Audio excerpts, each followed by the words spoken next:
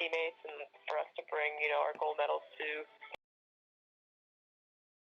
It was really, really special for me, and just the support, and it's been tremendous from everyone in this area, and you could feel that there at that game. Now, here's Sports on the Hill podcast.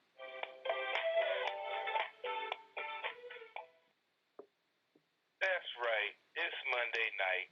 CP3 live from the lab. Sports on the Hill podcast on TruRadio Network coming to you with the NLCS preview. Nationals, Cardinals, Nats up 2-0.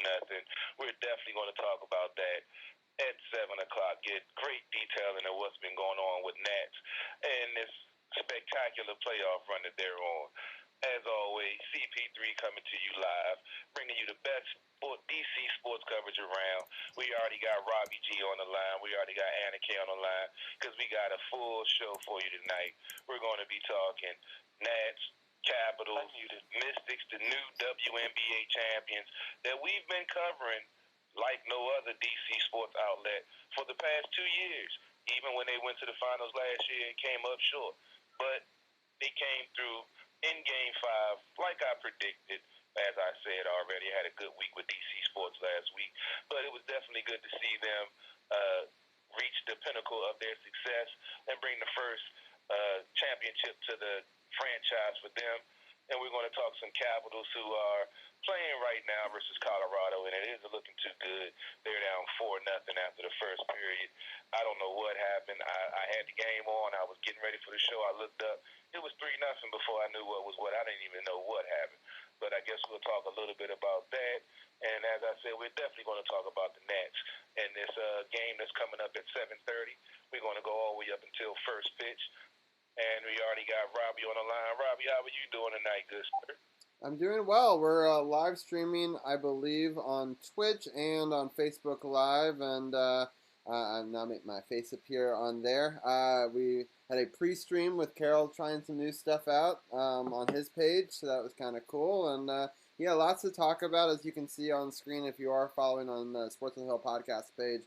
You got WNBA champions winning an NLCS. We got a Redskins victory and Capitals winning their first ever game in the Stars. And I wish I could have said and winning a game currently, but unlikely for that. So yeah, it's been so far. It was a great weekend. Hopefully the Caps are able to turn it around, but I'm very excited about the Mystics and their big win. And we had more shows on our website, SportsOTHP.com, than we've ever had in a single week. We did a post-game for every one of those wins. So 4 baseball wins, a Mystics win, and a Redskins win. So definitely check all those out on SportsOTHP.com if you haven't. Yes, sir. Yes, indeed. You must go check it out. What's up, Johnny? What's up, Ken? DC's People Champ on. What's up, Grant? This is you on the Facebook Live. You can check us out. Streaming live on Sports OTHP and my page. Go check it out. Yeah, Grant is looking ugly 4-0. I don't know what's going on. But before we get in the Caps, let me go ahead and do a quick recap of the WNBA champion Mystics, since we do have new champions in town. Unfortunately, they didn't have a parade. We spoke on that the other day, but they're still champions no less. And as Robbie pointed out in Game 4 of the NLCS, they will be, at Nats Park getting honored for their championship. So make sure you check that out if you get a chance. Quick recap of the series. Game 1, the Mystics won 95-86. Game 2, they lost 99-87. Game 3, they won 94-81. Game 4, they lost 94-86. In Game 5, at home, they prevailed 89-78. Emma Messelman was the MVP of the finals. Bench player that stepped up huge throughout the whole playoffs. She even led the team in scoring a couple of games and had a couple of double-doubles in key games. So it's good to see the ladies getting the recognition. I saw they was on Good Morning America and they're doing their championship tour. So it's good to see the ladies handle their business and finally get that elusive championship. Yeah, definitely. It was a really exciting game, really exciting for the area. A lot of people have been writing articles, including we talked about last week. Bradley Beal wrote one about them, and John Wall has gone on record just this since that they've won that more attention needs to be on this team and equal pay or at least better pay for these women so they don't have to go rush off and do a job on the other side of the world just to get enough money for them to do their profession. And I think that they're right. I mean, that's why the parade's going to be postponed until the spring. But they did have a little mini celebration, and it's just so exciting overall. I thought Emma did such a great job off the bench, getting that MVP. First player ever to get an MVP from the bench in WNBA history. And then obviously Elena Del Don was amazing as always. I mean, playing with the 3 herniated discs is incredible. But all of the players really stepped up, and they really all seem to want to do it for their coach, one of the most winning coaches in WNBA history, but he finally got his first championship. So it's just a great story all around, and I'm happy it's something that we've been covering all season, and I look forward to continuing to cover them in upcoming years, and maybe we can go to a parade next spring for the Mystics. No doubt. Hopefully we go into a couple of parades this year. We got some good stuff going on. Let's go ahead and segue into the Caps, who are not looking so good right now, as we previously mentioned. And I'll go ahead and bring in Anna Kay so she can help break down the week that was, and hopefully some of that good fortune to turn on the game currently. They can get back in this game. Anna, how are you doing tonight? Well, I was doing okay until the puck dropped in the spot. I don't know what's going on with the boys tonight, but wow, it's just a sloppy game. This is kind of painful. You have polar opposites. Our team looks like they don't know each other. The chemistry's off. The passing's off. They overshooting, and then the Avalanche are so tight, and they just wow. So I'm hoping, let's hope we can pull it. Put that first period behind us and say, all right, we still have 40 minutes of hockey to play, but man, this is kind of cringeworthy. Yeah, I was so. They're starting to looking a little bit better and more crisp in the second period so far. Yeah, I of course was driving home during most of that period, and then I turned off the radio for a few minutes to make some calls, and I turn it back on, and they're already down 3-0. I turn it off again, and then turn it back on, and it's 4-0. I actually figured out how to get a live scoreboard on our live stream, or one that will be updating every few minutes from Google. So that's kind of cool. Hopefully we can get some goals on the positive to show up on there. But if anyone wants to see the live scoreboard while we're chatting, they can always check us out on our Facebook page. But yeah, it's frustrating to be down so quickly. But I have to give Colorado a lot of credit. I believe that they're coming into this game undefeated. They have been a great team all season long. Yes, they're 4-0, beating Calgary, Minnesota, Boston, and Arizona. And some of those were wins by our old friend Burakovsky, who I know is Carol's favorite. So, he won an overtime game just the other day, I believe, for them. And the person who's right now shutting us out is another good old friend, Philip Grubauer. Colorado just took a hooking penalty, so the Caps go on a power play, but of course immediately cough up the puck. So that's always a good way to start it. And well, let's take it back a little bit. We'll come back to this live game. But let's talk about the last week that was for the Capitals, and some brighter spots and some not as bright spots. But the first game and the last game we'll be breaking down are both against Dallas. Anna, why don't you break down the one that was in Washington first? Sure thing. So last week we welcomed the Stars, and we have Kuzi scored the only goal in the first at 4:49. It's by Siegenthaler. Second period saw the Stars score at 1:59, but then also the fans got a chance to see John Carlson score his first goal of this season at 15:55 with assist by Ovi and Backstrom.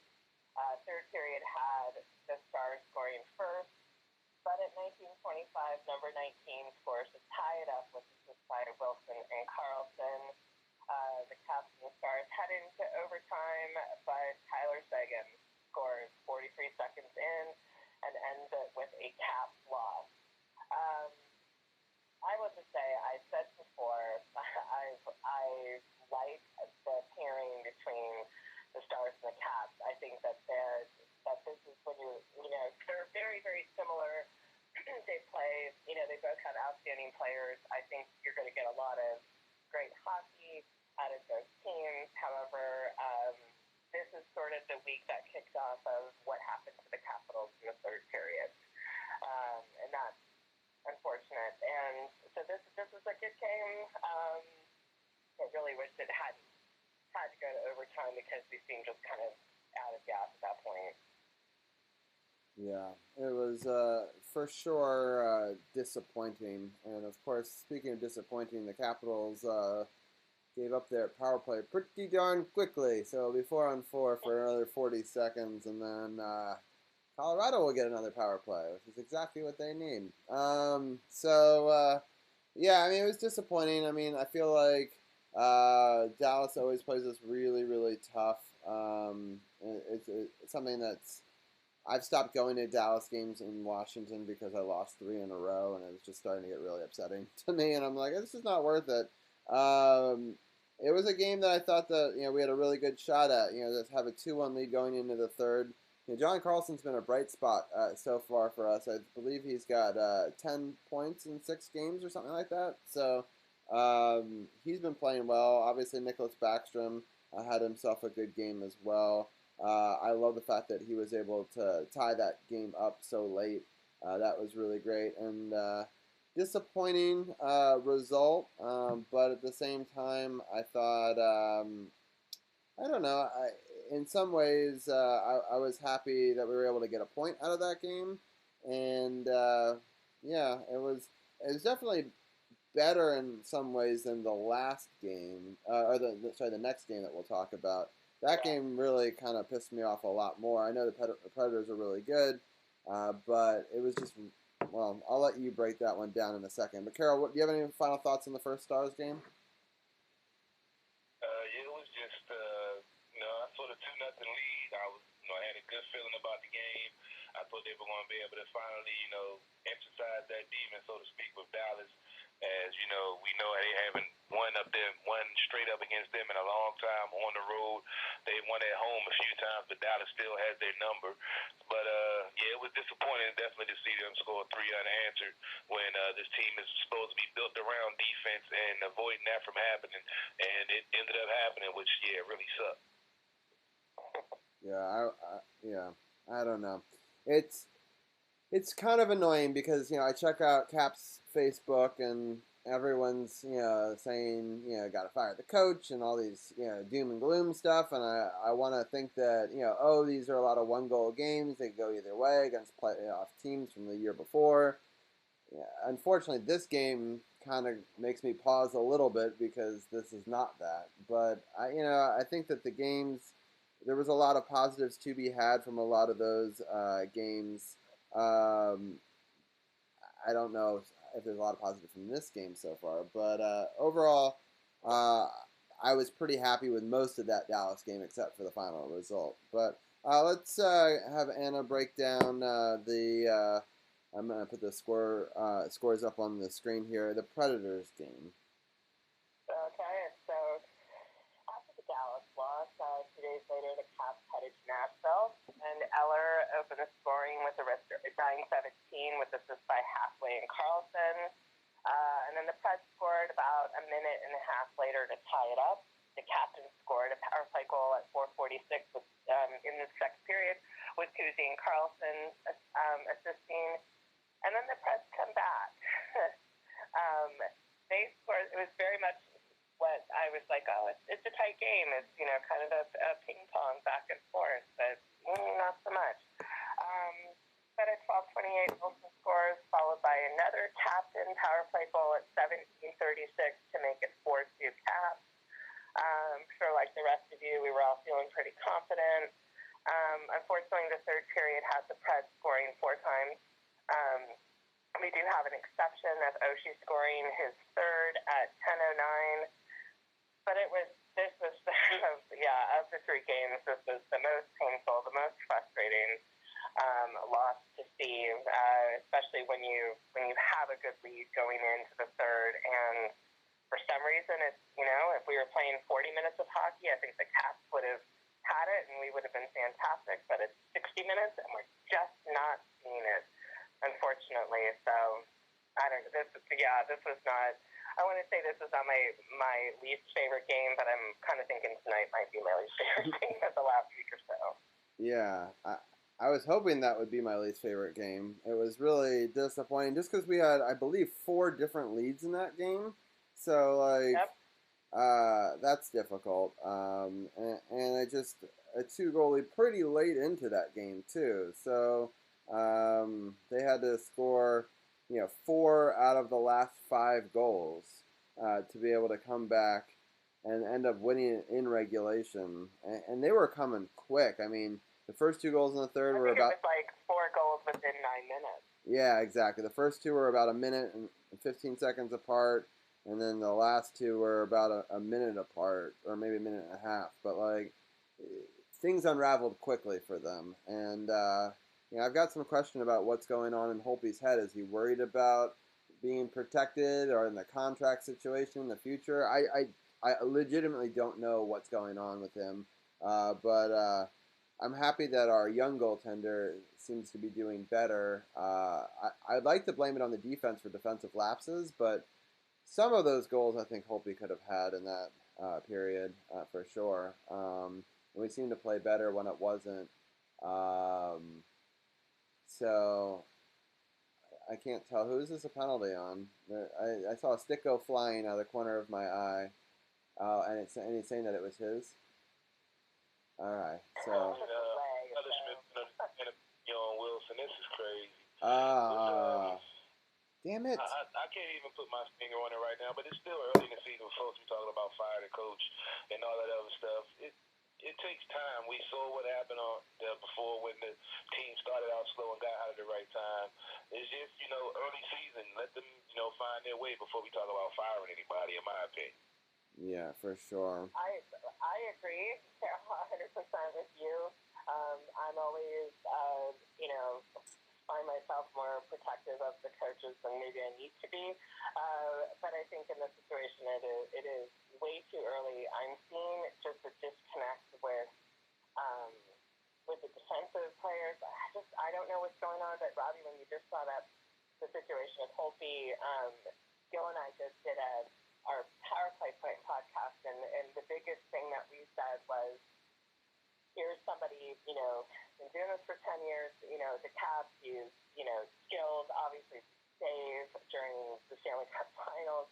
We have all these amazing long laundry list of things to say about Holtby, but that one con is when he is in a negative headspace. And I think that it's either, Samsonov coming up and everyone's hyped about him and his 2-0 games, but let's just, bring it back down to 2 games, out of 82. So I think that, social media and the commentators and everybody else, that's got to be hard to take in, but he also needs to find a way to rally and not be thinking about what's going to happen, 2020. Let's be thinking about, October 2019 and playing this Avalanche, because what we're seeing right now is not the Holtby that, we all know and love. This is a player that is obviously distracted. Yeah, it's. I think it's pretty evident. Yeah, I'm happy. I mean, we've looked clearly better since they made a goalie switch in this game. Though I think the 4th goal is his. That he let in, but still he seems. Got a turnover. Beautiful. Wow. Beautiful turnover. Ovi got a turnover, put it forward, and I think that was Eller. Yep, Eller with the going top shelf on the goalie. Beautiful play. It's not over. There's still time in this game. In hockey, it's a lot of momentum. They can get 2, maybe 3 back in this period and hold Colorado off. It's a whole new hockey game. Yeah. Let's hope, because, it's at home, and, let's get And the fans are always fantastic. Let's see if they can, rally. Don't go silent. This is when the players need you. But yeah, that was good again. Oh, Tiger, Yes. way to go. Yeah, that's really exciting. Yeah, this game's gonna be interesting. I don't know if you saw, Anna, but it's Ovi Jr., his son's first game that he's going to see live. So I thought that Ovechkin would be really amped for that. So I'm hoping. I had a moment yesterday. I'll say when I went to the Dallas Expo, to stand in line for 3 hours to get to get a picture with him, and then there was an autograph session I was helping a friend out with. Then I was like, well, maybe he'll bring him. Like, would that be awesome? But of course, obviously he didn't. But yeah, his son being out there during the warm up against the glass was the cutest. Yeah, that's awesome. I hope that they're able to turn this one around. All right, well, let's maybe preview a little bit of. I'm gonna put the scoreboard over here, and let's preview our upcoming week ahead for the team. So we've got. Do you want to do the second Dallas? Oh, sorry. Yes. Second Dallas game. Rob, you trying to discount the good stuff? No. I'm sorry. I have to admit I've been distracted by the game. So yes, go ahead and let's talk about the Good Stars game. I'll be honest. I watched most of it, but I fell asleep on the couch for the third, which I felt really bad about. But I'm excited about the result. So, but yes, break down the Stars game for us, please. Okay. So finally, on Saturday, the Cubs head to Dallas, and then the first period, the only goal was a power play goal by Mr. Tom Wilson at 3:17. Second period had Carlson's second goal, was assisted by Hathaway and Dowd. And into the third period, here we have Kuzi scoring a power play goal at 3:35. The Stars make their only goal. It's 7 minutes in, and our captain scores his fourth with an empty netter at 19:03, giving the Caps a 4-1. And finally, because it's been way too long since they have won in the Big D, since like 1997 or some ridiculous statistics that we had to listen to over and over again. You know what? That demon is behind us. We won in Dallas. It was a great game. And Robbie, I will start, or I'm actually one of you who just mentioned, the coaches or talking about things. I felt like the first South game and the Preds game, there was a very much a disconnect, kind of what's going on, and let's tighten it up, and where's the coaching aspect or influence. I felt like we finally saw it here in this game.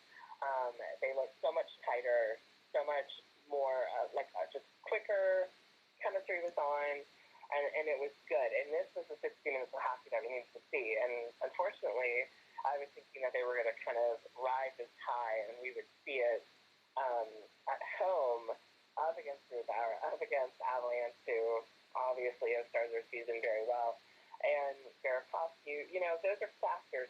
But I really was hoping that the team would come together, as a cohesive unit at home and keep riding the W. But man, I don't know. Tonight's just an off night. Let's hope the week is not going to be like this. Yeah, for sure. I was very excited about how this game started. I thought, Tom Wilson played phenomenal in the first period. I liked John Carlson continuing his hot streak. I believe it was 2 goals in 2 games in a row, right, or something like that. So the new A on his jersey, that's given him a little something extra. Yeah, I mean, he's leading the league for defenders with points, and he was leading the team in points, and he's one of the league leaders in points. So, I mean, it's pretty impressive, definitely to start. And then, obviously, Kuzi getting that goal, and then Ovi with the empty netter. But just overall, I thought it was a really great all-around performance, and I was happy that we finally could get that monkey off our back and get a regulation win first time since '95. That point streak that Dallas had over us at home was the longest in the NHL. So I'm happy that we no longer have that hanging over our head. So that was great. I thought that it set the table for a really great week coming up here, but I don't know. It'll be interesting to see how these games go. So let's. We don't have to preview this Avalanche game. It's still 4-1. It's 10 minutes left in the second. They're now in our zone. Again, I have the scoreboard in the upper corner. If you're watching the live feed, facebook.com/SportsOTHP, or if you're joining us on our Twitter feed as well. So the games that are upcoming later in the week, there's a game on Wednesday on the 16th at 7 o'clock. The Maple Leafs come to town, and they've been a pretty good team this year. They definitely have racked up a bunch of wins. They're 3-3, so they started off strong. Then they had 3 losses to Montreal, St. Louis, and Tampa Bay. But then they recently beat Detroit. They're going to be playing Minnesota at home on Tuesday before they come to Washington. So hopefully that'll tire them out a little bit. I'll start off with Carol. Carol, what are your thoughts on the up and down Toronto Maple Leafs? Well, there's young teams still trying to find their identity.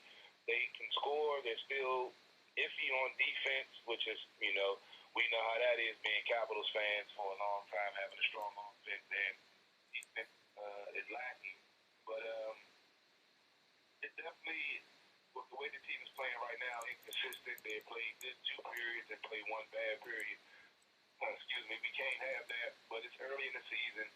I'm not really in panic mode. I mean, this is the start of the season. There's a lot of new pieces on this team that, they have to learn each other. Preseason is good, but live action is better, so give them some time. There's no need to panic. Just, see how things go. I mean, they got points in, 5 out of 6 games. Can't really be mad about that. Yeah, for sure. Yeah, I think people are blowing a little bit of it out of proportion, but at the same time, the Caps just got to be careful because there's an interesting middle ground in this Metropolitan Division where it's going to get stacked up this year. Somebody I think is going to run away with it a little bit, but there's going to be the 2 through 4 spots are all going to be right there and very close because there's a lot of pretty good teams, including an interesting team in the New Jersey Devils. I'm really kind of curious how their season is going to go. I mean, everyone thought that they were going to be the best team in the division, and then they haven't won a game yet this season. So, they obviously hasn't come to fruition yet. But there's a lot of other teams in the division that could jump up, jump down. Another interesting thing is that the Rangers have only played 3 games so far in our division. And they're actually our next opponent on Friday. But they're only going to be playing a total of 4 games before they see us. And this is our 7th game, so we will play 8 with Toronto. So it'll be our 9th game. So we will, that's pretty crazy that we will have played 5 more games than them this early in the season. I guess it's hard to say, what are your thoughts on the Rangers when we just haven't, I feel like, seen them enough. I mean, they lost when they came back from a big break, but again, when you play that many more games, or that many less games, it's tough to get in a rhythm. Carol, what are your initial thoughts on the Rangers? Like you said, I haven't really seen them in action yet. I've barely been able to keep up with the Capitals with the NLCS going on. So, I watched the Capitals and anyone else. I haven't really, had any issues. I haven't got a chance to watch them. I've been more concerned about the Capitals up and down play, just like with all the other teams I root for. I really don't worry about other teams. I worry about how my team's playing. And right now, they got to get it together because they aren't playing like a team right now. Yeah, just so you know, the Rangers are 2-1 with 4 points. The current Metropolitan standings are Carolina finally lost a game. They won, I believe, their first 5, followed by that loss. So they have 10 points. Pittsburgh, unfortunately, has just jumped into a tie, but they got more regulation wins. So they have 8 points. Washington's got also 8 points. And the Islanders are right below with 6 points. And then Philadelphia's got 5. And then the Rangers with 4, Columbus with 4. And then 2 of those losses by New Jersey were overtime losses. So they do have 2 points. So that's how, it's early in the standings, but obviously it's going to be interesting to play a Rangers team that's well rested. Will have finally gotten a little bit into a rhythm. But that game will definitely, I think, be difficult, even though it is in Washington, just because the Rangers seem to always play us tough. Anna, do you have any thoughts on the Rangers? I kind of feel the same way. There isn't enough information. I mean, you have Lundqvist, you have Panarin, you have Stahl, all, players that have made a huge name for themselves for the Rangers. I would like to say, try to take it on a positive vibe, say that, with us having more games, we've kind of gotten the jitters, the mishaps, the fluffiness out of the way. Tonight isn't a perfect example. I will say at least the benefit of the Caps for the Caps, the first period wasn't a good example. They're trying right now. They just seem to come together, and I think I'm hoping that'll work in our benefit to have those extra games, because 5 games, that's a lot, and it's a lot to learn about players and lines and who works well, and and who's going to be reaching the pipe, and and I certainly don't think that pulling Holtby, he's going to have an off game. It happens. Pitchers have off games. Quarterbacks have off games. These things happen. So it's not the end of the Holtby era. That's for sure. And I'd like to just see people support him more. I like to see him go up against Lundqvist, because I admire both of these goalies for their skill. So let's hope. Let's just hope for the best. The Toronto, you've got John Forrest, and at this point, I think everyone's more worried about kind of calming the Capitals down and seeing them, actually get out there and perform their 60 minutes, and not, this kind of erratic playing that we're seeing where it's nothing, and then it's kind of trying to get everything all in one, and, back and forth. So we're just going to kind of hope for the best. I think this next week is going to speak a lot about what the coaches are going to do with the lines, and who is really going to step up. Yeah.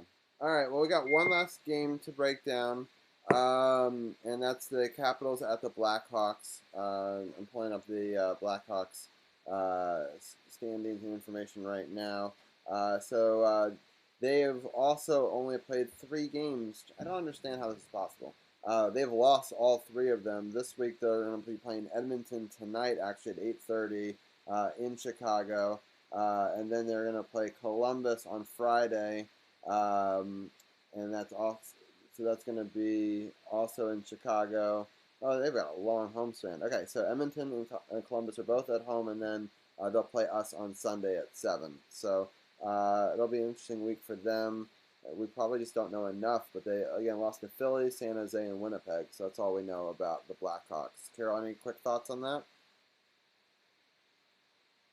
Like I said, it's early in the season. Just, Caps stay healthy, get their chemistry, and, figure out these new lines, hope to get itself together, and round back into the form we're used to seeing, and then, move forward and hopefully get on a roll like they have been, and like we've used to see them do, and just go from there.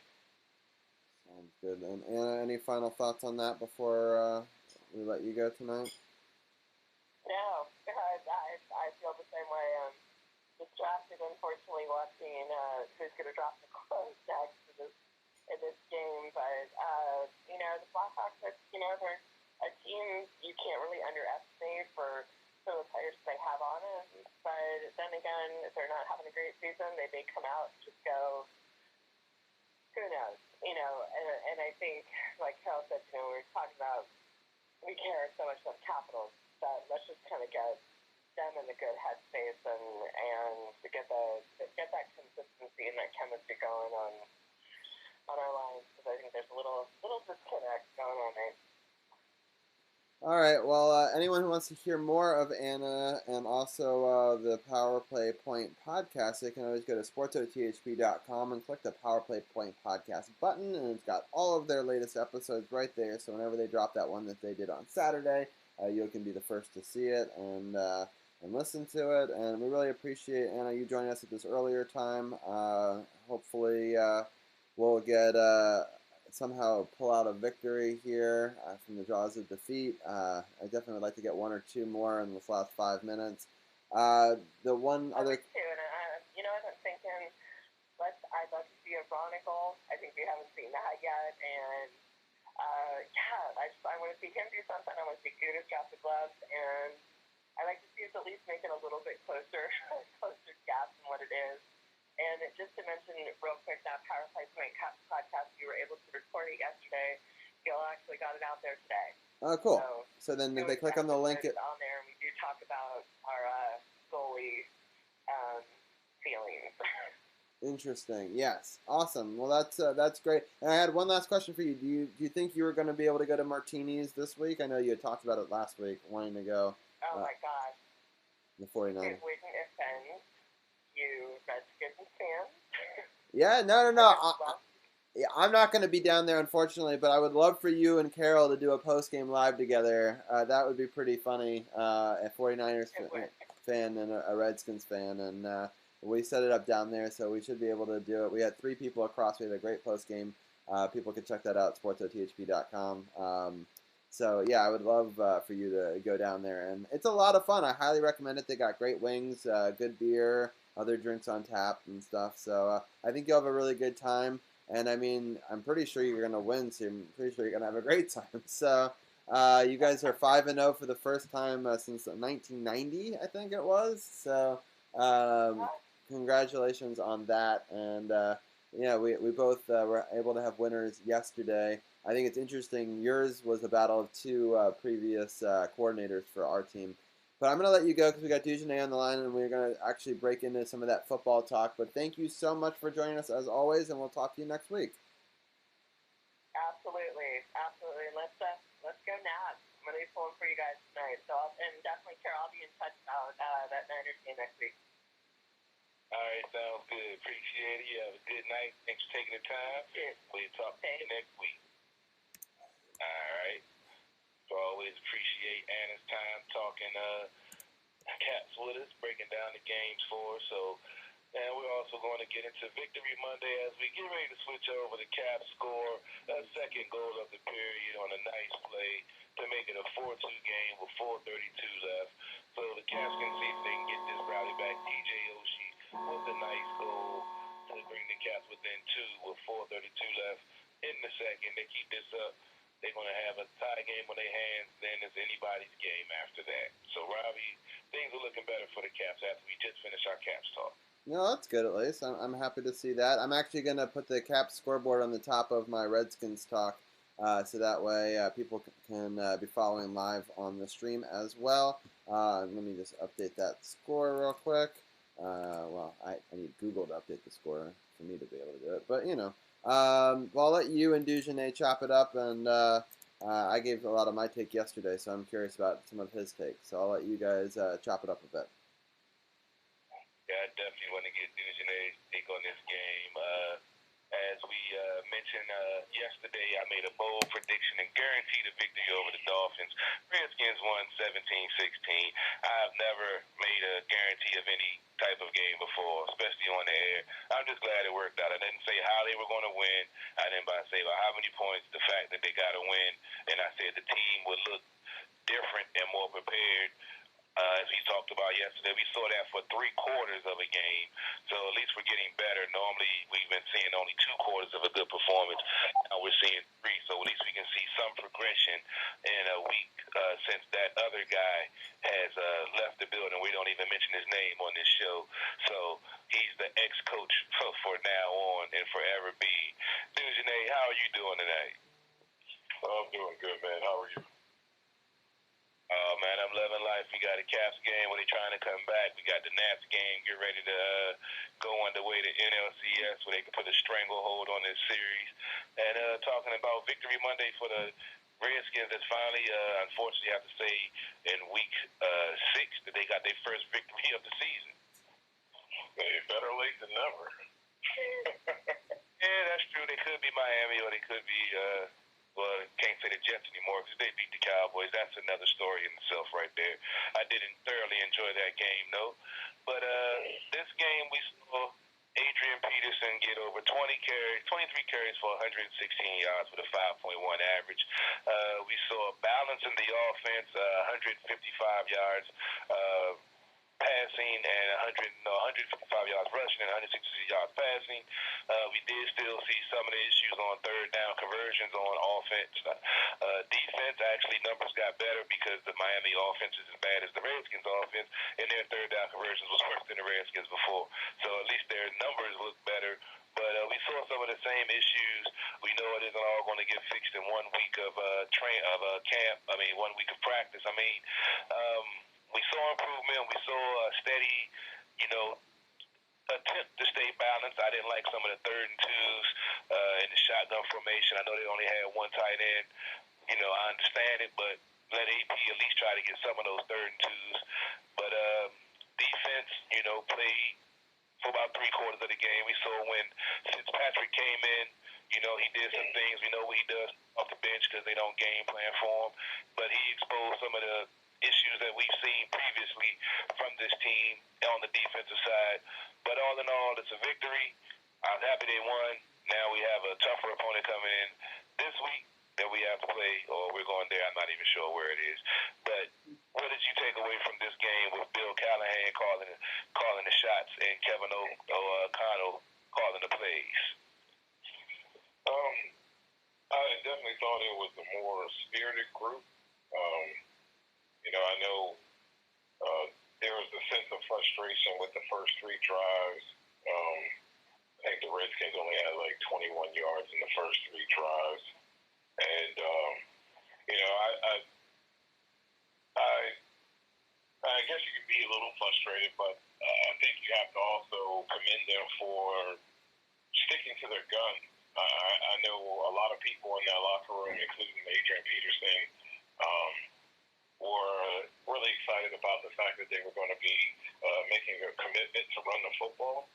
And Bill Callahan stuck to that in those first 3 drives, and I think he should be commended for that. They weren't successful, but I tweeted it out during the game when AP started to have success, and that imposing your will on the opponent is so important.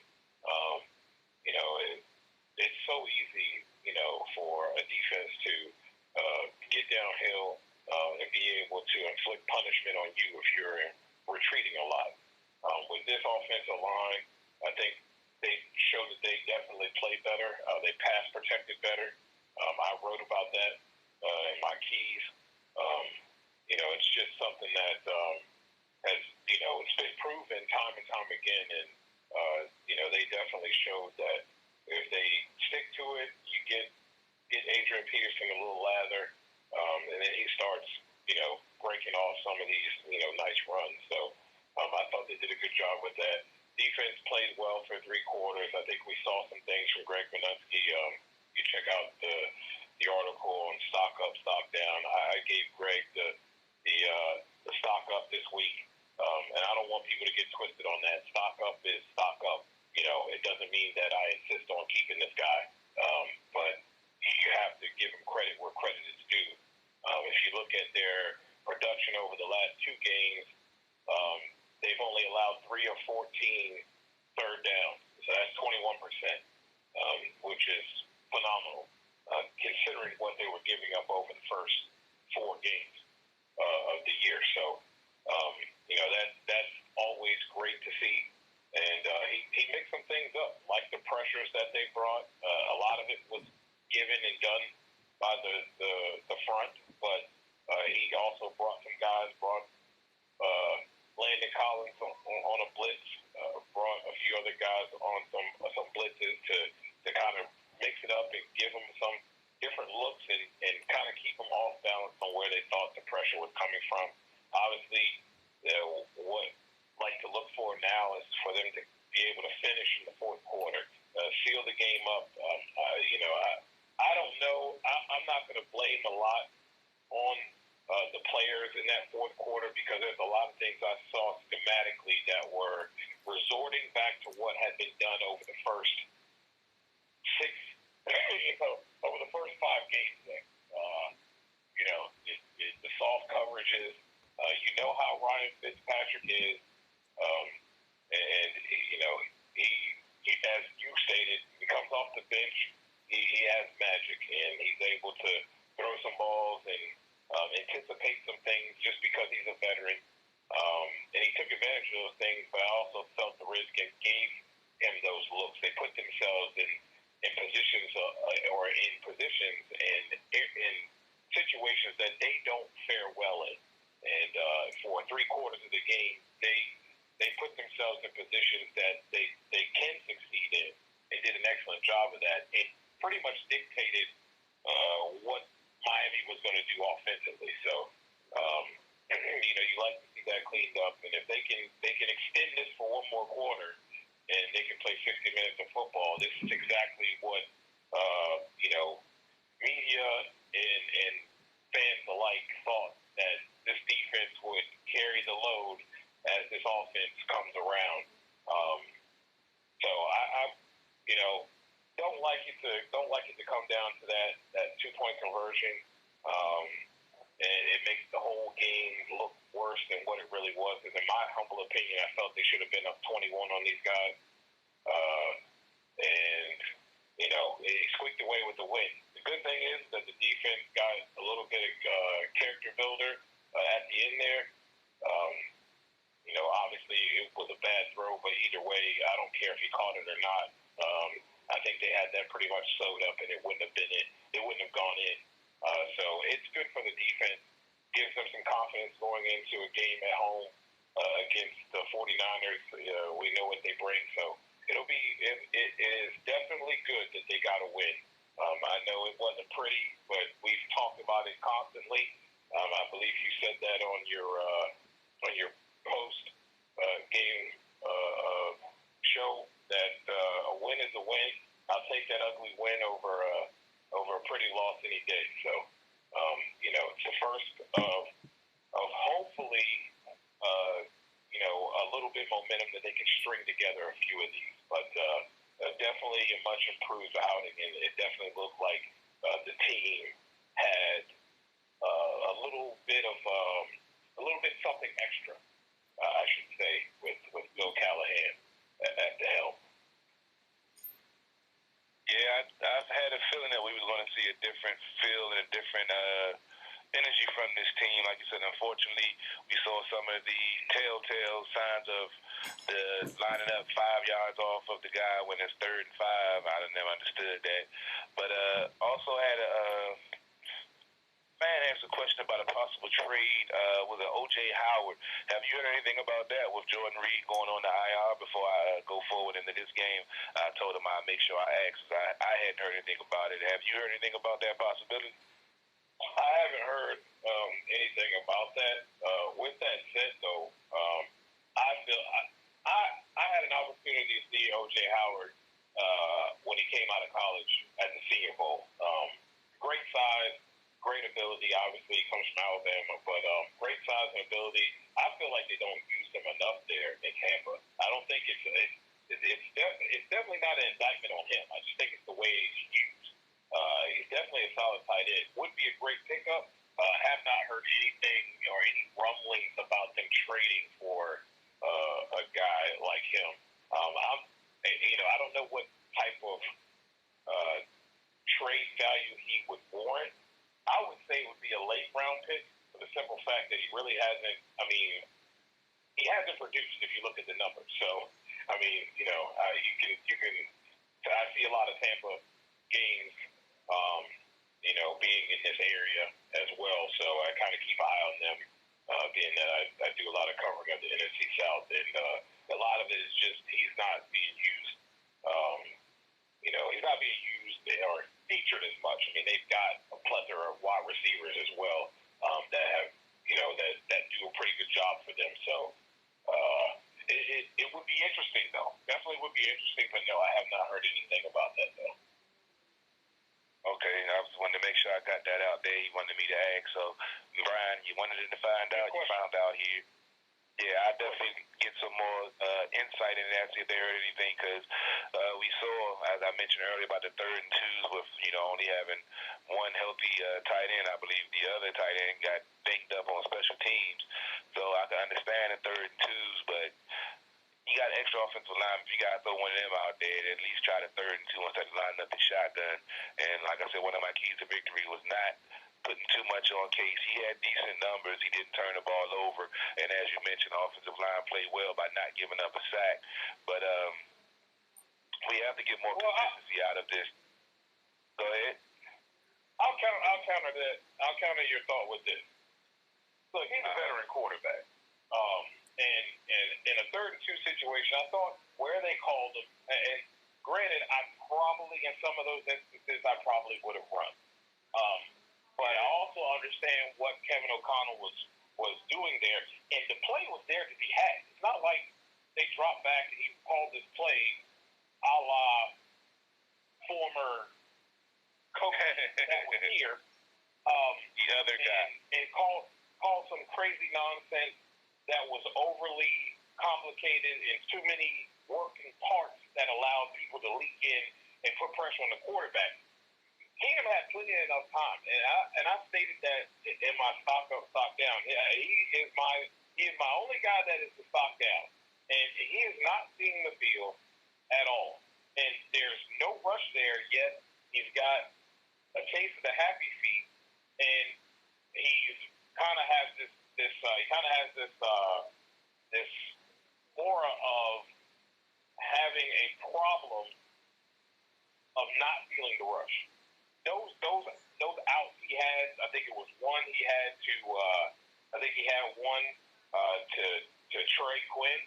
I believe he had one to it was either Sprinkle or the other tight end that they have in, which I can't remember his name at the moment. And I think it was 3 instances, and I believe it was one to Terry as well. But he missed those. Like, he flat out missed throws. And then on top of that, you go back and you're able to look at the coach's tape. Early in that ball game, he was missing wide open dudes, like down the field, and taking throwing short outs that he was missing as well. And when you miss throws like that, that has everything to do with footwork. And when you're not stepping through the throw, and basically, your foot is stepping where you want to throw, and you're off balance or off kilter or not going through the proper motion that you should when throwing the football, those things are going to sail on you. And it's too often that that's happening. And I understand not putting a lot on his plate, because obviously you don't want him turning the football over. I mean, he turned the football over 5 times, or 5 or 6 times, or 7 times, including fumbles, in over 2 games. So you don't want any of that. But he's a veteran quarterback, man. You got to make those throws, and you can't rely on him to do that. That's where my thoughts are with Haskins playing. If you look at Case's numbers over the past 3 to 4 weeks, if you're telling me that Dwayne Haskins can't at least do that, then you got a bigger problem on your hands. Because obviously we know Colt ain't the guy, and neither is Case really. I mean, he's manageable and he's serviceable, and he obviously you were able to win the ball game. But what happens when you can't run the ball for 118 yards on 20 carries, and it's about maybe 80 yards on 20 carries? That means somebody's got to throw the football, and that's somebody right now is Case Keenum. And if he's doing what he's doing early in the ball game, and at times during that ball game, a reason why they were 2 of 11 on 3rd down, that can't happen, man. It doesn't matter what your defense does. Then we get into this old additive of, oh my goodness, the defense is out there long. How long is it before they get tired out and guys start marching down the field and putting up not 3 points, but 7 points? Then the game gets out of hand, and then we know this team has a very hard time coming from behind, especially from in big deficits. So he's got to clean that up. But I do agree with you. If you got something going and going for you, and I thought AP really good job. Him and Chris Thompson, when he was called upon, to get some nice runs.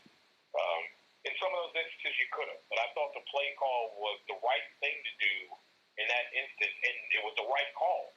And it was open. You just missed it. And you can't have a veteran quarterback who's supposed to be your stabilizer until your guy is quote-unquote, and I'm using air quotes here, ready.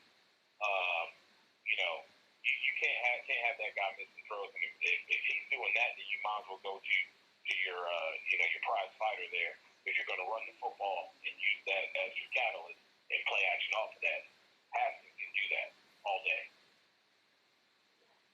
Yeah, I definitely agree. I think that he has to get more reps with the first team, being that I mentioned his name. That other guy wasn't giving him any first team reps. And, I think he's eventually going to get in there. I just think they want to, move it along, try to get the offensive line. Like you said, we had a good game, kept the quarterback clean, even though Case did make some crazy plays. I don't know what that play was in the fourth quarter, and he ran around like he was playing Madden, trying to make something happen. I was like, that kind of threw me off. But, Haskins is definitely going to be the future. He can make those throws, but you got the veteran there. Might as well get as much out of him as you can before you bring the rookie in. We saw the Giants put the trigger on Daniel Jones early in the season. They have a different mentality, but I believe he's going to get in the game. And you want to make sure your offensive line is in best position. They have something to, grow off of with the rushing and not giving up a sack. And the defense, Manusky, it's like they're testing him to see what can he do to change up what's going on, because they know there's too much talent on this defense not to be producing. And like I said, we've seen 2 quarters the week before. We saw 3 quarters this week. So with a tougher opponent and the 49ers coming in, I guess we're definitely going to need to see a 60-minute effort if they have any chance of beating this team. I'm not saying they will, they won't. I'm not guaranteeing any more victories. But it's definitely going to be an interesting matchup if they can play good ball and, stay ahead of the chains and, keep things balanced. They can, any given Sunday. But I got to speak on something that I talked about yesterday with you.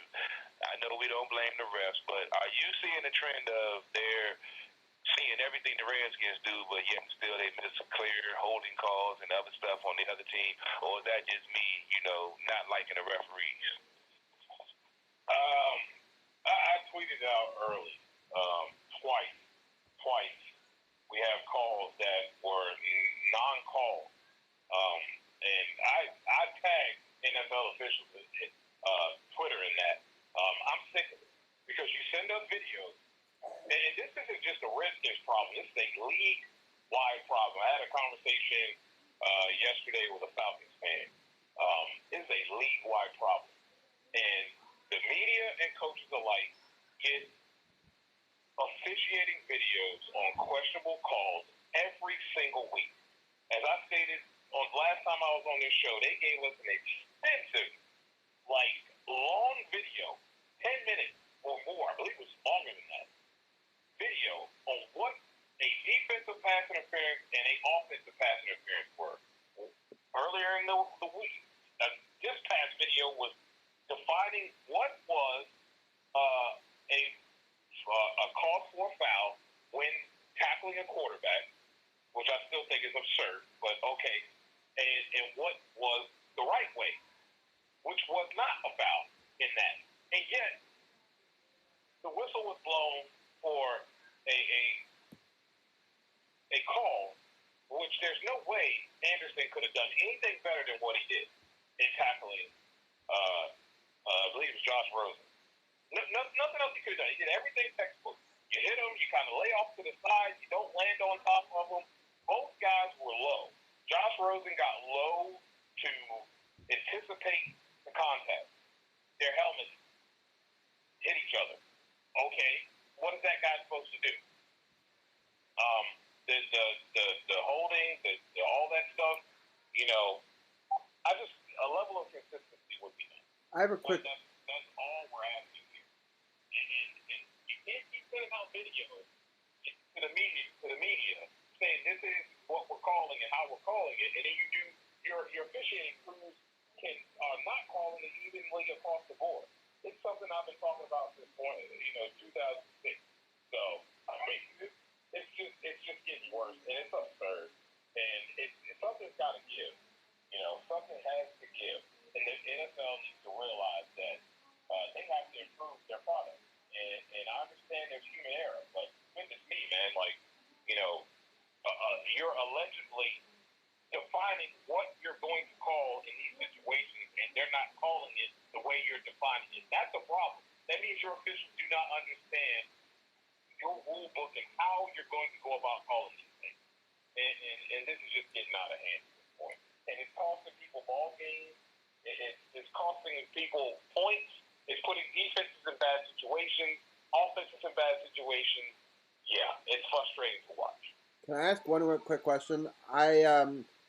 There was some debate over Tress Way. He got hit, like he got kind of hit after he had kicked it. Did you think that was a penalty, or did you think that he just touched him afterwards and he fell down?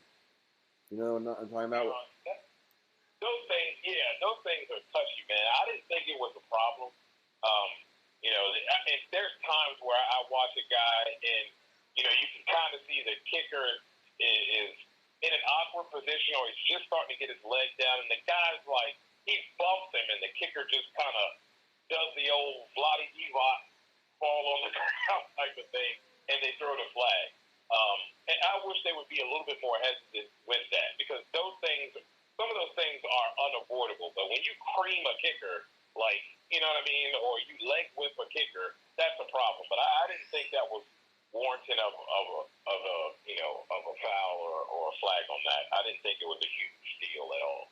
Yeah, it was interesting because in slow-mo, I could see why they would have called it. We had Ken, DC's People Champion, on our post-game. He thought it was one. That's why I was curious your take on that. Yeah, I wasn't sure. I was kind of 50-50 on it myself. So, but I definitely thought that early in the game they were calling everything against us. And, they were technically holding, almost every single down, and none of that was ever called. So I just thought there wasn't really consistency, at least through the first half of the game. I thought it got a little bit better in the second half, but I think that both teams were just trying really hard not to commit penalties. It was interesting in the post-game presser with our new coach. He was talking about how that was a big thing that he tried to preach in practice last week, was not to grab outside of the shoulder pads to make sure you don't get holding penalties and some of the stuff that you could easily fix just by using the correct technique. So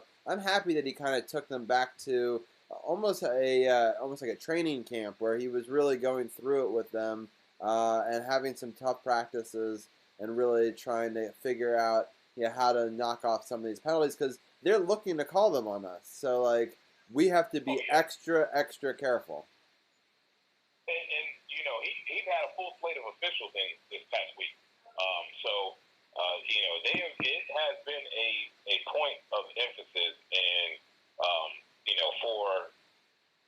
you can tell. I mean, I don't want to sit here and say, the league is after the Redskins, but I mean, in the first part of that game, there's no ifs, ands, or buts about it. It almost came off as if it's like, okay, are we trying to keep Miami in the game? Is this a way to, are we trying to help Miami a little bit? Because these aren't calls that, according to the league, are deemable for a flag. So, and like you said, I really like the emphasis on trying to fix these problems, because that's the only way you're going to correct it, is by working on it.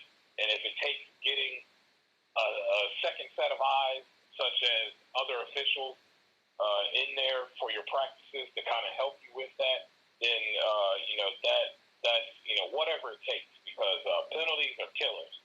They're killers for defense and offense, and they've definitely been death-dealing blows for the Redskins throughout the first 5 weeks. So, and definitely saw an improvement this week as well. So that's always nice to see.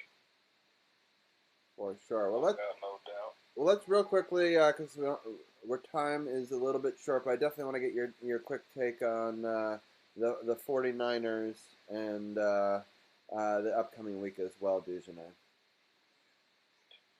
Yeah, the 49ers are, they're 5-0, and for them to do what they did to the Rams was an interesting feat. They do a lot of things well. They run the ball well, and they do a lot of good play action off of that. And it's typical Kyle Shanahan. They do an excellent job of trying to mix things up and be creative. What they're not good at, though, is converting on third down, especially on defense. They allow, actually, on defense, they allow only 29%. They're about a 45% conversion rate, which is pretty decent, I guess. About 50%. So Redskins have to be on their P's and Q's in that, and that's going to be important. They allow defense. They allow about 53.53% completion percentage. So, they're not allowing guys to go in there and light it up. But Case hasn't been lighting it up. So it's just a matter of not turning the football over and taking what they give you. And it's going to be tough for the Redskins in the red zone because 25%, bro. They're stingy as all get out. And I think that was on display this past weekend with a team that you would have thought it would have been a little bit tougher game for them offensively, with the Rams. So, but the Redskins got their work cut out for them. But the Redskins just have to do what they do best. They're at home. I know that doesn't matter. It's an away game for them regardless.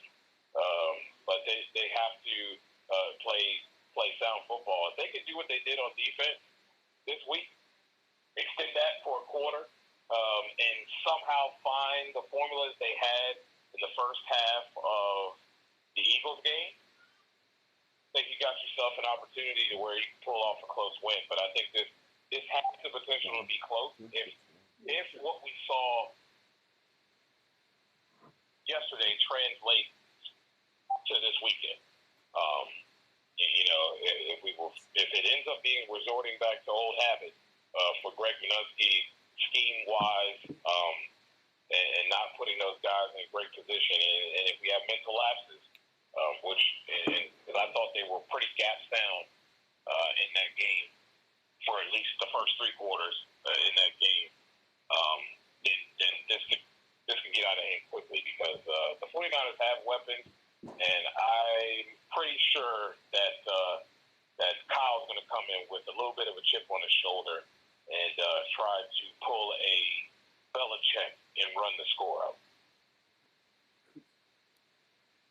Yeah. I totally agree. They got their hands full. They going to have to play almost a perfect game in order to keep San Francisco off the board and match what their defense can do. But definitely going to be interesting. Appreciate you taking the time. Let the folks know where they can find you at so we can get some of this NLCS talk with first pitch coming at 7:38 tonight. You can find the work at sportsjourney.com. New website, new everything. So you can also find the podcast there. It's on the website as well. You can just click on that. It'll take you right to where you need to go. That is the breakdown. We got two articles up right now. Stock Up, Stock Down was just up and gave my impact player unit of the game for the Miami game as well. And there'll be more and more stuff to come this week. So enjoy the week, guys. It wasn't pretty, but it was a victory. So I know fans always feel better when there was a win. So appreciate you guys having me on, man. Thank you. No problem. That's right. Like we always say, we take an ugly win over a pretty loss any day. All right, brother. I'll let you later on, and have a good night. You too, man. Thanks so much. And also, I want to let people know that SportsOTHP.com has a Dujanet button that you click on that website. It will actually bring up all of his articles that he's written, both his most recent ones and all the ones in the past. So it's all linked up to their new website as well. So if people just want to find a quick link to it, SportsOTHP.com, and then click the Dujanet button on the top. So We really appreciate Dujane, as always, for joining us, and we're going to switch into our baseball talk segment now.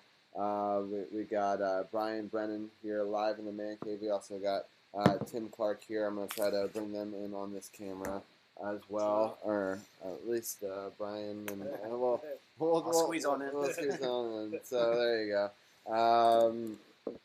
So yeah, it's been an exciting time for sure for Nats fans. I'll just send it around whenever I.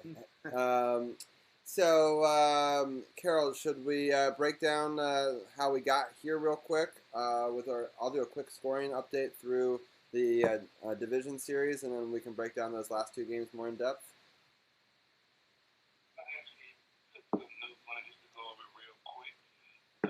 Just to give a quick recap, nothing fancy. We can go back to Game 4. Was a 6-1 win. Mad Max took the mound, went 7 innings, giving up 4 hits, 1 earned run with 7 strikeouts and 3 walks. Ryan Zimmerman had a 3-run home run in the 5th, busting the game open. And Rendon had 3 RBIs also. That was a 6-1 win, the 4th Game 5 in L.A., which L.A. came up a little short. Nats ended up with a huge home run, grand slam by Howie Kendrick in the top of the 10th. It was a very good game, very good series. Daniel Hudson earned the victory. He went 1 inning, giving up 1 hit, no earned run, no strikeout. Juan Soto and Rendon killed it. The 3-4 guys, they pretty much had their way with the Dodgers pitching staff, and they single-handedly kept the Nats in this game with the Dodgers taking an early lead. And as I mentioned, Howie Kendrick, who had a terrible game, terrible series in the field until that game when he answered it all and made it all null and void when he hit a grand slam in the top of the 10th to give the Nats a 7-3 lead, which they held on to in order to get to the NLCS, which is the first time the Nationals franchise has made it to the NLCS, and it was a great thing to see. Unfortunately, the Caps just got scored on as I broke that nugget.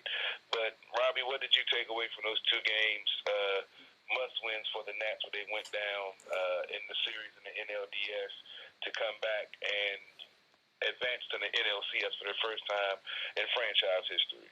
Yeah, I mean, both were very exciting games. I was definitely very surprised with the ease in which we won that first one, that 6-1 matchup. I didn't necessarily expect that to happen, but it was at home, so I know that they had blown their previous home game to the Dodgers, so I know that they wanted to come back and get a big victory in that one. Obviously, they had to ride their pitchers to some of these victories, but also the hitting came alive. I think they only had 13 runs over the first 3 games, and they were able to have 13 runs over these last 2. So the hitting definitely came alive, but also the pitching was fantastic, because that's how they're going to have to win all these series. I think they're going to have to win these pitching duels and try to get, that's the one advantage the Nationals have, is they have some phenomenal starting rotation. And if they can go deep 7 or 8 innings and we don't have to rely too much on our bullpen, we can be very successful. I was very surprised with the 7-3 win in Dodger Stadium. That game was very, very close. And in fact, the Dodgers were winning until Kershaw gave up those back-to-back, and he definitely, he definitely choked a lot there. And then obviously that 4-run grand slam changed everything for them. Brian, what were some of your thoughts? I know you gave a little bit on our. If people missed either of our post-game shows, we did one for both games. All that's on SportsOTHP.com right now as well. But Brian, what's your sort of quick take on winning the division series? Yeah, this was a great comeback by the Nats to win the last 2 games. Scherzer was going back to Game 4. Scherzer was great in Game 4. That really set them up nicely just to even play in a Game 5. He went out there and really battled it out, and getting through that last 7th inning was really impressive for Scherzer, I thought. And then just the comeback, I already said it, Kershaw really blew it. I mean, he gave up the back-to-back home runs to Rendon and Soto, and that really sparked a really incredible comeback. And I said this on the post-game show after that game, but the Kendrick Grand Slam is the biggest home run in Nats history. Gave them lead and sent them to the NLCS where they had never been before. So really great comeback for the Nats, and congratulations again. Yeah, and on the postgame show, we did talk about how you called the back-to-back. You said did. the next one's going to be a home I run. have the two witnesses right here. And you called the Grand Slam, too, for the redemption story. So both Tim and I were there for that. Tim, what are some of your thoughts on that game? I thought a big unsung hero, because, I mean, nationally the story is Kershaw and the Dodgers choked. And that is a big headline because he's the best pitcher of our generation. But how about Soto hitting the biggest home run of his life, and I think the longest home run of his Nats career on the same pitch? I mean, that you kind of forget about it because the Grand Slam, but that was the tying home run, and he's 20 years old, so that's amazing. I'm excited for him, and this he has no nerves, and I think he's going to keep hitting as long as the Nats are playing. So that's exciting for me. So I got one last question for Brian, and then I'll throw it back to Carol. So, Brian, right now he's under contract, talking about Soto, for the next 4 years, but there isn't any money associated with that yet. So did they have to negotiate? Because he's kind of like a restricted free agent in hockey. How does that work in baseball? I think they'd have to. It's arbitration until those 4 years are up, and then they'll have to hammer out a deal. He will get paid. Well, he's going to get a lot, but he will get paid even with arbitration because it's based on performance.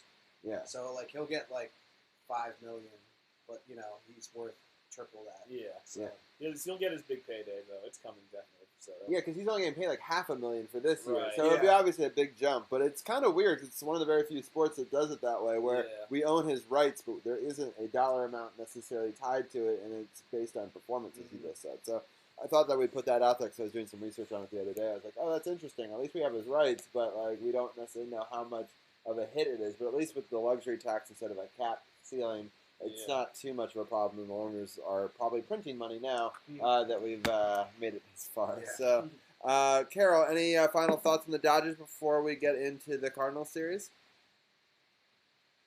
Just that, like you mentioned, Juan Soto, I go back to the beginning of the season when, folks were, saying, oh, Bryce is gone, the team is going to suck, boom, boom, boom. I told you, I'm not worried about Bryce because I knew we had Juan Soto, a young kid that they, doing the damn thing that's out there. And he's coming in clutch, doing big things. I believe he just turned 21, or maybe in the next couple of days, where he can finally, start partaking in some of the champagne celebrations that they had. If they could have another one going into the next final round, if they get that far.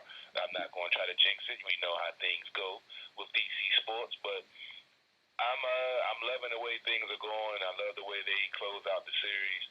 The Grand Slam, the back-to-backs, late rally, and like I mentioned before, the Nats scored the most runs with 2 outs this year. We remember back the years where the Nats couldn't do that, and that was one of the things that were missing with this team. They had the pitching, like I mentioned the other day. They had bullpen and stuff. Only the second year that they really had bullpen issues, going back to when they were contenders and NL East champions. So everything is just coming together. Everything is looking good, and Gerardo Parr, the baby shark. I feel like he was a catalyst for this when he was assigning way back when the team was, under 500. And he came in and helped change the mindset and get everybody loose. And ever since he's joined the team, it's been a whirlwind of them getting themselves together and getting this position to be 2 games away from possibly going to the World Series when folks had wrote them off, when they were 12 games under 500. For sure. So I did some advanced stat research, and Juan Soto turns 21 on October 25th. So you cannot celebrate the champagne for this one because even if it were to go to 7, he would not quite be 21 yet. So we got to hope for him to win it all, so that way he can enjoy his champagne. So I like to see the police going. I would like it locked down the ticket. Yeah, exactly. I'm Give sure. Taylor the ticket. Yeah. Here's his $100 fine. Yeah, that would be interesting. So, but yes, so he's not quite there yet, but he's getting there. He'll be 21 this month, and he's definitely performing. We all thought he was going to be good. I don't think we thought that he would be able to replace Bryce Harper in the way that he kind of has, and shows that Soto is better than people thought, and Harper is probably not as good as people thought. I think we did well with that decision. So. I wouldn't go that far. I wouldn't say he's not as good as everybody thought. I just say, different team. That Philadelphia team was not built to sustain all the injuries they had. Once they lost McCutcheon, their whole lineup, kind of fell apart because they have a lot of big swing guys, and you need a guy like McCutcheon in that lineup. And once he went down, I believe they had 11 guys go down, and their bullpen got killed too. So don't count the Phillies out yet. They were doing the damn thing for a minute before the injury bug. They're already eliminated. That's not saying Phillies are going to be a slouch going forward, even though they did fire their manager. But that's another story for another day. Brian points out that they've already been eliminated, so we already can count them out. But you're talking about in the future. Over his whole contract, they might not be counted out yet. Yeah, 12 more years. But I mean, we were talking about it. Like, he's got to make some big runs in the playoffs early on for this contract to make any sense. Yeah. And so the first year did not go well for him. And I also like, as he said, he didn't want to play in DC because he didn't think we had a chance to win. Also blamed a lot of our fans, and our fans have been showing up, and we've been able to get finally past that round without him. So I'm not sure some of those things he was saying were true. I remember several playoff games where Bryce Harper struck out to end the game. So, I mean, he hit some home runs in the playoffs, but he wasn't exactly clutch. And I like what Soto's doing. I think Bryce Harper had a little bit of nerves. Yeah. Like, he would press with the Nats because he felt like he had to get every big hit. And Soto's kind of playing a role right now, which is good. Yeah, and for the record, I like the crazy crotch grabbing and all the crazy shit that he does. That was awesome. Yeah, I think I was a big fan of that. Yeah, I think some people want it tamed down, some people don't. It's kind of a debate in baseball right now. Let the kids play. Yeah, let the kids play. I like it. It's not golf. Yeah, they actually talked about on the MLB Network. They mentioned it in the game going back to the Milwaukee game where he had that huge hit, and they saw his swagger because normally going up against Hader, game is over, lights out. But he was in the moment, nothing. He did his thing, and we all know what the history is on that. But I mean, with Bryce, he had so much pressure on him being number one pick, inside cover. So definitely he felt pressure to perform, and probably put too much pressure on himself and didn't come through in the clutch in some of the big times, as opposed to Juan Soto, who signed when he was 19 under the radar. I remember when they made the signing, nobody knew who he was, and now he's coming in, doing things that they weren't expecting him to do because there was no real pressure there for him. So you got to look at the contrast of the both way they came into the league and how they were looked at when you talk about pressure situations. Bryce has to grow into that. You don't just have that flair. You can have all the skill and talent in the world, but to have that championship edge, you have to earn that and learn that through experience. So one day he will have it. I'm not going to say that, he's never going to have it, but, you have to build into those things, being that Juan Soto came up with a different, following and no pressure. He's just out there having fun playing ball. You could tell, we mentioned it last year when Jason Worth, left the team, that you could tell there was a change in Bryce, that it was like he wasn't having fun anymore. It was more of a business to him because he had lost like one of his best friends that was on the team, and it all looked different to him. So he just needed to change his scenery. Like I said, don't sleep on the Phillies. They did some, started out hot. If they stay healthy, who knows what would have happened with the division. So all we can do is just wait and see. But let's go ahead and get into these next two games of the NLCS, because we're less than 15 minutes away from first pitch, I believe. It's already 7:24. We're less than 10 minutes. No, about 15. Yeah, it's 7:38. All right, game one was a phenomenal performance by Anibal Sanchez, who went 7 2/3, giving up one hit, no earned runs with 5 strikeouts and 1 walk. Sean Doolittle earned a 4-out save. He gave up no hits, no runs with a strikeout and no walks.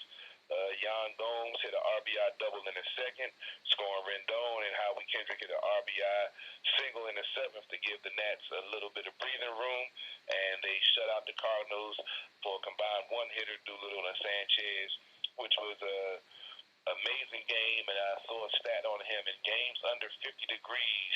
He had 16 starts.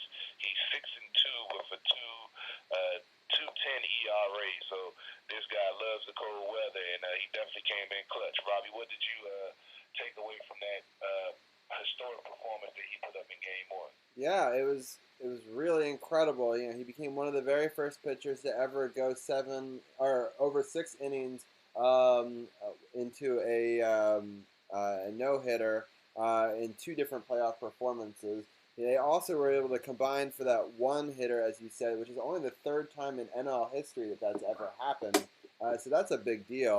I think, you know, especially in this day and age where hitting is so prevalent, to be able to be one of the few teams. I mean, there's been times in previous years where there was less scoring, and still that didn't happen. And so I was pretty impressed by both of those. But I just, you know, you can't say enough about the pitching. I love that they saw that Hudson was having, you know, his wife was having a baby, and they wanted to combine the 2 of them and just be it, that they don't need anybody else. And they really try to make it their goal of the day to just, you know, be able to get all the way to Doolittle, and Doolittle to be able to take it home. And they use that as motivation. And, you know, there was so many talking heads and so much BS going around saying, you know, should he take it off? Should he not? You know, it's the playoffs.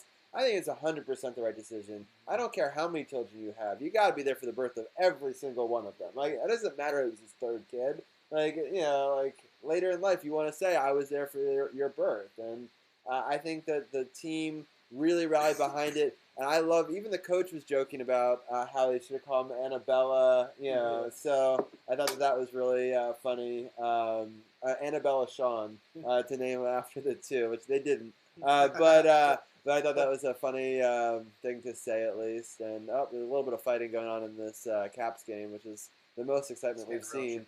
Yeah, it's 5-2, 7-20 left. Yeah. There's definitely going to be a fight. Yeah, definitely some chippiness. So, but overall, I was very, very happy, obviously, to get the victory. And then, just like what happened years back with the Tigers in back-to-back starts, you know, Max Scherzer gets the ball after Anibal Sanchez pitches an incredible game. And I was like, oh, don't get too amped up, you know, just do Max Scherzer type things. And you could basically do a repeat of Game 4 of the previous round, and I'd be happy with that. Don't try to pitch a no-hitter yourself. I mean, don't not try to, but, like, don't make that your goal. Just be who you are. And the thing that I love about Max is he loves to shut teams down. What he wants to do is he wants to get into the 7th inning, and he wants that 7th inning to be his best inning. And I think that's a really cool mentality. That's what he wants to be known for. Like in the series before, against the Dodgers in Game 4, the 7th inning, he was just lights out, shutting it down and just giving him no chance to breathe. You know, I'm a big Scherzer fan, so I just want to say that he was excellent, obviously, and you know, great for him for giving him the 2-0 lead going back to DC. But Anibal Sanchez, wow. I mean, nobody saw that coming from him. I don't think even the biggest Anibal Sanchez fan would have ever predicted that, honestly. And he's the Nationals' number 4 starter. Yeah, his own mom wouldn't have called that. So, he's number 4 starter, and really an impressive pitching performance by him. And you know, you wouldn't expect that from your number 4 guy, which is great to see if you're a Nationals fan. Yeah, I do have to say, I had my friend Benson actually did say that he thought that he could have one of those games that he every once in a while does. And so my son is joining us. He's wearing his Good Luck Nationals onesie, as you can see here on screen. He's been the Good Luck pitcher person for almost all the games wearing this onesie. So he's rooting the Nationals on before he goes to bed as well. Carol, what were some of your thoughts on the Max Scherzer great Game 2 combined with Hudson and with Dew? Yeah, it was a great performance. 7 innings, 1 hit, no earned runs with 11 strikeouts and 2 walks. It was a great pitcher matchup between him and Wainwright. The shadows definitely played a role in the game, even though the Nats had the same shadows to work against. Michael Taylor hitting a solo home run in the 3rd, and I keep on saying Mark Eaton. I don't know why I love old school Mark Eaton basketball, but I don't know why his name sticks in my head. Adam Eaton had a huge 2-run RBI double in the 8th to give the Nats a little bit of cushion before they gave up a run late in the bottom of the 8th after they scored the top of the 8th. But it was definitely a masterful pitching performance. It puts a lot of pressure on St. Louis coming here for the next matchup with Strasburg and Flaherty.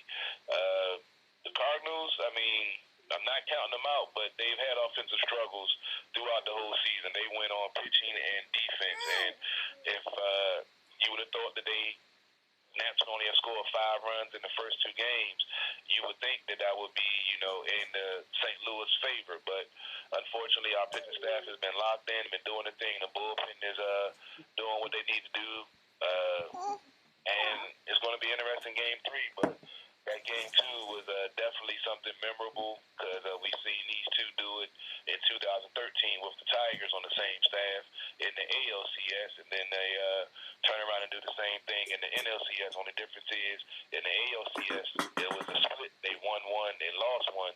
In this NLCS, the team won both of the games. So maybe this could be something special. And we got Strasburg taking them out tonight, and his stuff has looked like it has in his previous starts in the postseason. It's going to be a very interesting game.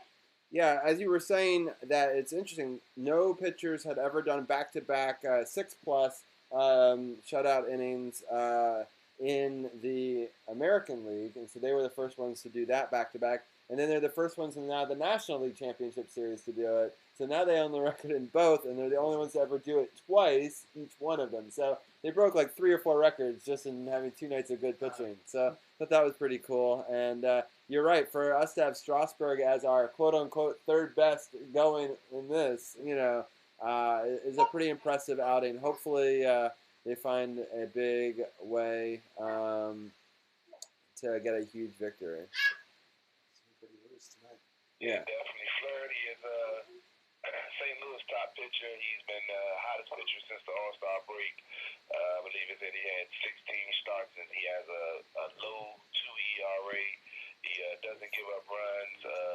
In my mind, he's only 24. He's a young guy. Pressure might get to him in a situation, knowing what's on the line. The Nats hitters and their patience and the way they've had the next man up mentality, not doing too much. And I got to give a shout out to Davey Martinez, doing a hell of a job managing, pulling all the right, pitches, pulling all the right plays, pulling all the right players in the time at the right time. I just think this team is locked in, and we're going to see another great game that's going to come down to a pitcher, missing a spot, and it's going to cost one team. Hopefully, it's going to be the Cardinals it's going to cost, but with their lineup, they have a lot of big hitters, and that's why you've seen the Nats' game plan is to stay low and inside, and they haven't been able to do anything with it. They've been finding holes in their swings, and the pitching has just dominated the limited offense that they have. And